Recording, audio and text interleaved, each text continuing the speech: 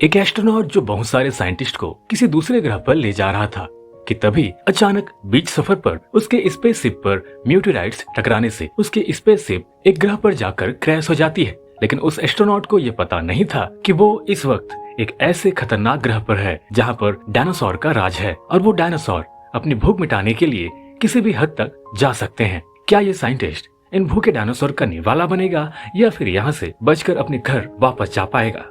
चलिए जानते हैं।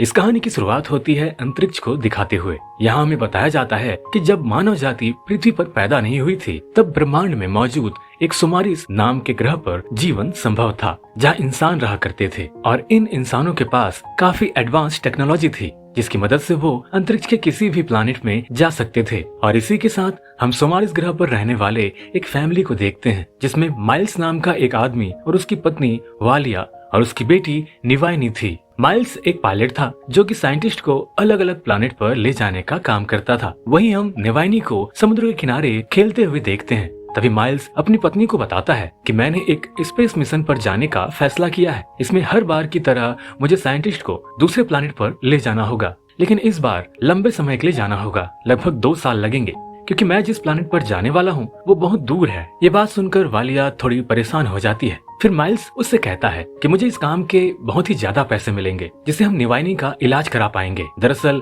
निवाइनी को एक जानलेवा बीमारी है जिसके इलाज के लिए काफी सारे पैसों की जरूरत है। इसीलिए वालिया को मजबूरी में माइल्स को उस स्पेस मिशन पर जाने देना पड़ता है। इसके बाद माइल्स अपनी बेटी निवाइनी के पास जाता है और उसे पंछी की तरह सीटी मारना सिखाता है। फिर वो उसे भी अपने स्पेस मिशन पर जाने की बात को बता देता है, जिससे निवाइनी समझ जाती है कि उसके पिता उसके इलाज के लिए पैसे जोड़ रहे हैं। इसलिए निवाइनी अपने पिता को रोकने के बजाय जल्दी घर वापस आने को कहती है। कुछ समय के बाद हम माइल्स को एक स्पेसशिप में देखते हैं। उस स्पेसशिप में मौजूद सभी साइंटिस्ट क्रायोजेनिक स्लीप मोड में थे। सफर के दौरान जब ये शिप ऑटो पायलट मोड में होता है तभी अचानक से शिप पर मीटियोराइट्स टकराने लगते हैं, जिससे माइल्स की आंख खुल जाती है और वह जल्दी से शिप को चलाने लगता है। पर तब तक शिप काफी ज्यादा डैमेज हो चुकी थी, इसलिए माइल्स उस शिप को पास के ही एक प्लैनेट पर उतारने लगता है। शिप को नीचे उतारते वक्त शिप कई चट्टानों से टकराने की वजह से 2 टुकड़ों में बढ़ जाता है और वह शिप पूरी तरह से डैमेज हो जाता है। इस एक्सीडेंट की वजह से माइल्स को बहुत ज्यादा चोट लग जाती है और फिर वह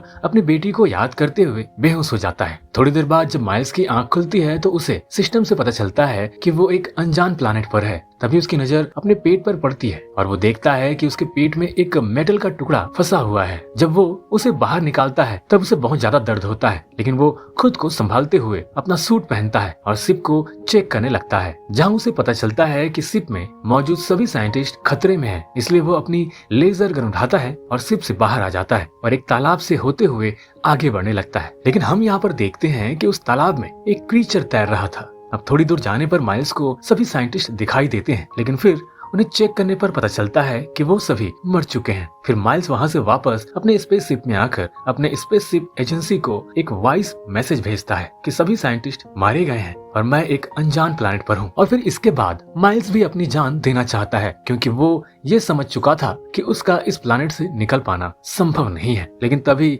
इसे अपनी बेटी निवाइनी की याद आती है, जिससे वो अपना इरादा बदल देता है और फिर वो निवाइनी द्वारा भेजे गए टेप्स को देखने लगता है। इसी दौरान उसके कंप्यूटर में एक स्लीपिंग कैप्सूल डिटेक्ट होता है और इस कैप्सूल में मौजूद इंसान जिंदा है। फिर माइल्स जल्दी से उस कैप्सूल तक पहुंच जाता है और उसे ओपन करता है, जिसमें एक छोटी लड़की दिखती है। इस लड़की को देखकर माइल्स हैरान हो जाता है और उसे तुरंत शिप में ले जाने लगता है। और उस दौरान माइल्स को जमीन पर एक बहुत बड़ा पंजे का निशान दिखता है। दोस्तों, ये प्लैनेट कोई और प्लैनेट नहीं बल्कि ये हमारी पृथ्वी है जो 650 करोड़ साल पुरानी है। मतलब माइल्स जो किसी और प्लैनेट का है वो हमारी पृथ्वी पर 650 करोड़ साल पहले आया था, जब हमारे पृथ्वी पर डायनासोर का राज था। इसके साथ ही सीन शिफ्ट होता है जहाँ माइल्स शिप के दूसरे हिस्से को ढूंढने का सोचता है क्योंकि उस हिस्से में स्पेस शटल रखी थी जिसकी मदद से वो अपने प्लैनेट पे वापस जा सकता था। फिर माइल्स अपने कंप्यूटर से उस दूसरे हिस्से का पता लगाना चाहता है, पर सिस्टम खराब होने की वजह से पता नहीं चल पाता। फिर माइल्स खुद ही उसका पता लगाने निकल जाता है, जहाँ उसे जंगल में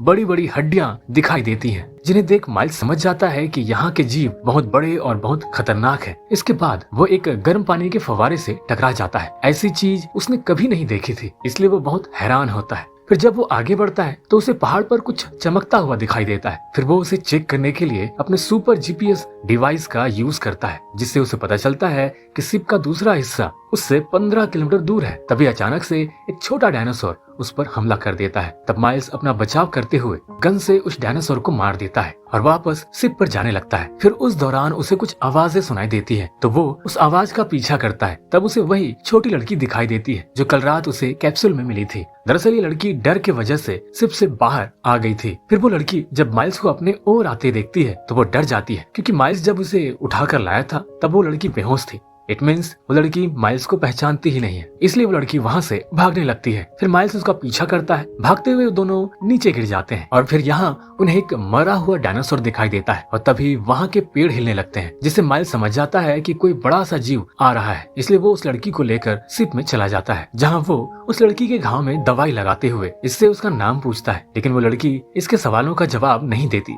इसलिए माइल्स पैसेंजर का डिटेल लिस्ट देखना शुरू करता है, जिससे इसे पता चलता है कि इस लड़की का नाम वेरोनिका है। फिर माइल्स वेरोनिका को बताता है कि हमें एक पहाड़ पर जाना है जहाँ एक शटल है जिसके जरिए हम अपने प्लानेट वापस जा सकते हैं, लेकिन वेरोनिका उसे कुछ भी जवाब नहीं देती। तब माइल्स को पता चलता है कि वेरोनिका उसकी भाषा नहीं समझ पा रही है। इसके बाद फिर माइल्स रेड कलर के पाउडर को टेबल पर फैला देता है और ड्राइंग के जरिए बताता है कि हमें इस पहाड़ पर जाना है। तभी वेरोनिका उस टेबल पर अपने पेरेंट को ड्रॉ करती है। ये देखकर माइल्स बहुत दुखी हो जाता है, क्योंकि वेरोनिका की फैमिली मर चुकी है, पर वो उसे नहीं बताता, बल्कि उसे शांत रहने के लिए झूठ बोल देता है कि तुम्हारे पेरेंट्स इस पहाड़ पर तुम्हारा इंतजार कर रहे हैं। इसके बाद वेरोनिका माइल्स के साथ पहाड़ पर चलने के लिए तैयार हो जाती है। पहाड़ पर जाने से पहले माइल्स अपने स्पेस एजेंसी को मैसेज करके वेरोनिका के बारे में बता देता है। वहीं दूसरी तरफ वेरोनिका माइल्स की बेटी निवानी की भेजी वीडियो को देख रही होती है। इन रिकॉर्डिंग से पता चलता है कि जब माइल्स इस मिशन पर था तब निवानी की तबीयत खराब हो चुकी थी, जिस वजह से उसे हॉस्पिटल में एडमिट करना पड़ा।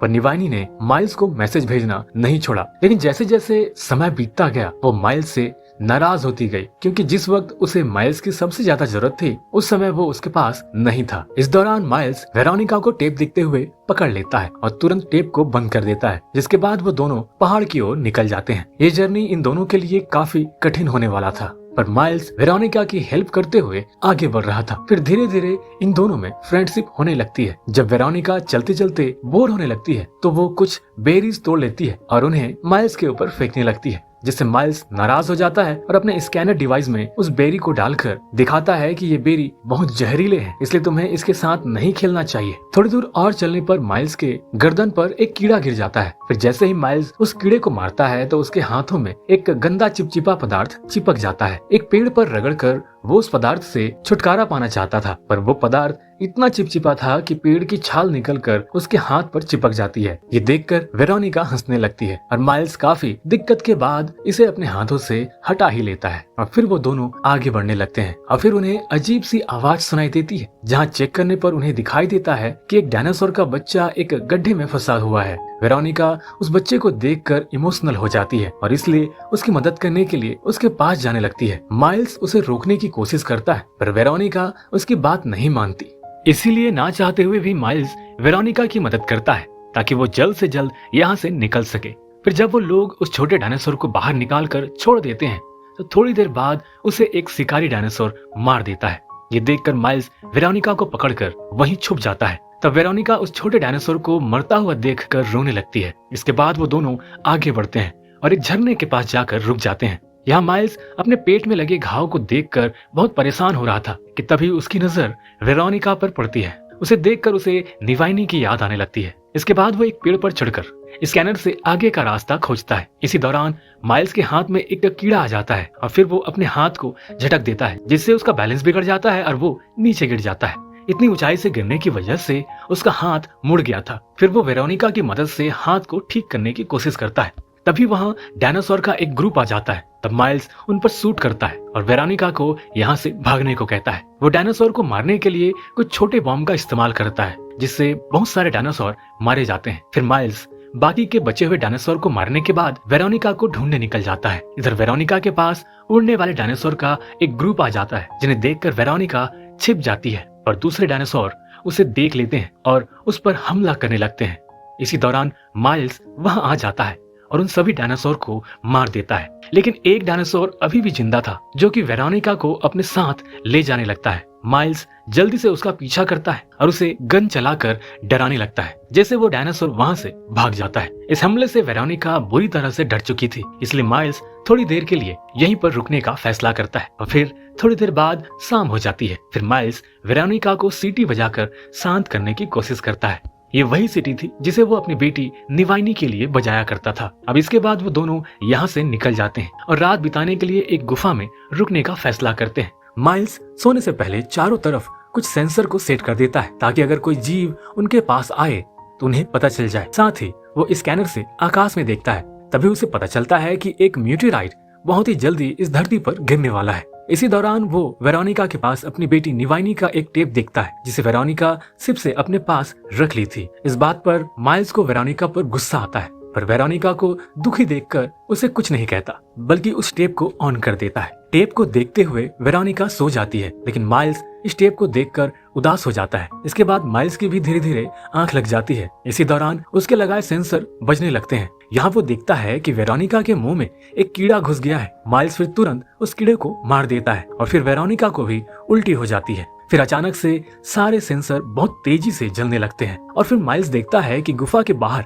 एक बड़ा सा डायनासोर आ गया है, जिसे देखकर माइल्स उसे शूट करने लगता है। लेकिन इस डायनासोर पर इस गन का कोई भी असर नहीं होता, इसलिए वो दोनों यहाँ से भागने का सोचते हैं। इसके बाद वो दोनों एक छोटे से छेद से होकर वहां से भाग जाते हैं। फिर वो दोनों आगे का रास्ता तलाश करने लगते हैं। इसी दौरान एक छोटा डायनासोर इनका पीछा करता है, लेकिन माइल्स को इसका पता चल जाता है। फिर वो दोनों वहां से आगे बढ़ने लगते हैं और बहुत सकरी रास्ते से होते हुए गुफा के डेड एंड में पहुंच जाते हैं। इसके आगे अब कोई रास्ता नहीं होता। फिर माइल्स को चट्टानों के बीच एक छोटी सी दरार दिखती है, जिसे बड़ा करने के लिए वो खुदाई करने लगता है, पर उसके पास इतने हथियार नहीं थे कि वो चट्टानों को तोड़कर रास्ता बना सके। इसलिए वो हार मानकर चट्टान को खोदना बंद कर देता है। इस बात से वेरोनिका उस पर गुस्सा करने लगती है और उसे कोशिश करने को कहती है। अभी यहाँ इस मोमेंट पर माइल्स को लगता है कि अब नहीं बच पाएंगे, इसलिए वो वेरोनिका को बताता है कि उसके पेरेंट मर चुके हैं। वहाँ उस पहाड़ पर कोई भी उसका इंतजार नहीं कर रहा है, पर वेरोनिका को उसकी कोई भी बात समझ में नहीं आती। इसी बीच माइल्स को याद आता है कि उसके पास कुछ बॉम्ब्स हैं जिनका इस्तेमाल करके वो चट्टानों में रास्ता बना सकता है। इसीलिए वो एक बम से ब्लास्ट कर देता है, जिससे वहाँ एक संकरा रास्ता बन जाता है और उसके अंदर जाने से पहले माइल्स वेरोनिका को सारे बॉम्ब्स दे देता है ताकि मुसीबत आने पर वो अपनी रक्षा कर सके। इसके बाद वो दोनों उस रास्ते से आगे बढ़ने लगते हैं और तभी अचानक से वहाँ पत्थर गिरने लगते हैं, जिससे उनका रास्ता बंद हो जाता है और फिर माइल्स और वेरोनिका एक दूसरे से अलग हो जाते हैं। जिसके बाद माइल्स वापस उस गुफा में आ जाता है और हताश होकर चिल्लाने लगता है। फिर उसे डायनासोर की आवाज आने लगती है, तो वो अपनी गन उठाकर आगे बढ़ने लगता है। थोड़ी दूर जाने के बाद वो अपने डिवाइस सेंसर का इस्तेमाल करके डायनासोर का लोकेशन पता करने लगता है। तभी डायनासोर पीछे से आकर उस पर हमला कर देता है, जिससे उसकी गन नीचे गिर जाती है। माइल्स खुद को बचाने के लिए सेंसर के साउंड को बढ़ा देता है। यह आवाज डायनासोर के कानों को चुभने लगता है और वह पीछे हट जाता है। मौके का फायदा उठाकर माइल्स गन को उठाकर डायनासोर को मार देता है। फिर हम वेरोनिका को देखते हैं जो उस गुफा से बाहर आ गई है और जंगल में पहुंच गई है। यहाँ उसे एक बड़े से डायनासोर का कंकाल मिलता है। फिर वो यहाँ से एक शार्प हड्डी को उठा लेती है, एक हथियार के तौर पर इस्तेमाल करने के लिए, और उस हड्डी पर जहरीली बेरी लगाकर बैग में रख लेती है। इधर माइल्स भी गुफा से बाहर आ जाता है और वो देखता है कि मीटेराइट धरती पर गिरने वाला है, इसलिए वो तुरंत वेरोनिका को ढूंढने लगता है। वहीं दूसरी तरफ एक डायनासोर वेरोनिका के पीछे पड़ जाता है, जिससे बचने के लिए वो एक टूटे हुए पेड़ के अंदर छिप जाती है। तभी माइल्स को वेरोनिका की चिल्लाने की आवाज सुनाई देती है, तो वो जल्दी जल्दी वेरोनिका को ढूंढने लगता है और तभी रास्ते में गलती से वो एक दलदल में गिर जाता है। फिर वो वेरोनिका को आवाज लगाता है। वेरोनिका वहीं आसपास में ही रहती है, लेकिन वेरोनिका उस तक पहुंच पाती इससे पहले माइल्स दलदल में डूब जाता है। अब वेरोनिका के पास जो बॉम्ब थे उसका इस्तेमाल करके वो उस डायनासोर को मार देती है। इसके बाद वो माइल्स को ढूंढने लगती है और फिर उसे बाहर निकाल लेती है। फिर माइल्स वेरोनिका को मीटेराइट्स के बारे में बताता है और कहता है कि हमें जल्द से जल्द उस पहाड़ पर पहुंचना होगा। इसके बाद वो धीरे धीरे पहाड़ के पास पहुंच जाते हैं, जहां उनकी शिप का दूसरा हिस्सा गिरा हुआ था। फिर माइल्स शिप के दूसरे हिस्से को ढूंढ लेता है और जैसे ही वो उसके सिस्टम को ऑन करता है तब उन्हें पता चलता है कि उनके लिए रेस्क्यू टीम आ रही है। वहीं दूसरी तरफ वेरोनिका क्रायोटाइन को ढूंढ लेती है, जिससे उसे पता चलता है कि उसके पेरेंट्स की मौत हो चुकी है, जिससे वो बहुत ही ज्यादा दुखी हो जाती है और माइल्स ने कहा था कि उसके पेरेंट पहाड़ पर हैं। तो माइल्स की झूठी बातों से वो उससे भी गुस्सा हो जाती है और वो रोने लगती है। फिर माइल्स निवाइनी की एक फोटो निकालता है और वेरोनिका से कहता है कि मेरी बेटी की डेथ हो चुकी है और मैं नहीं चाहता था कि तुम्हें भी कुछ हो जाए। ये बोलकर माइल्स उदास हो जाता है। फिर इसके बाद वेरोनिका रोते हुए माइल्स को गले लगा लेती है। तभी अचानक म्यूटेराइड्स के टुकड़े पृथ्वी पर आकर गिरने लगते हैं, इसलिए माइल्स और वेरोनिका इमरजेंसी पॉड के अंदर आ जाते हैं। फिर माइल्स जैसे ही उस पॉड के लॉन्चिंग बटन को दबाता है तब एक म्यूटेराइड का टुकड़ा उस शिप से आकर टकरा जाता है, जिसकी वजह से उसकी शटल पहाड़ से नीचे गिर जाती है। फिर वेरोनिका होश में आकर जल्दी से लॉन्च बटन को दबाती है, लेकिन कंप्यूटर उन्हें बताता है कि उनका शटल लॉन्च होने की हालत में नहीं है। फिर जब माइल्स को होश आता है तो वो बाहर एक बड़े से डायनासोर को आते देखता है। फिर वो डायनासोर शटल पर हमला करने लगता है। तब माइल्स देखता है कि उसकी गन जमीन पर पड़ी हुई है। तब वो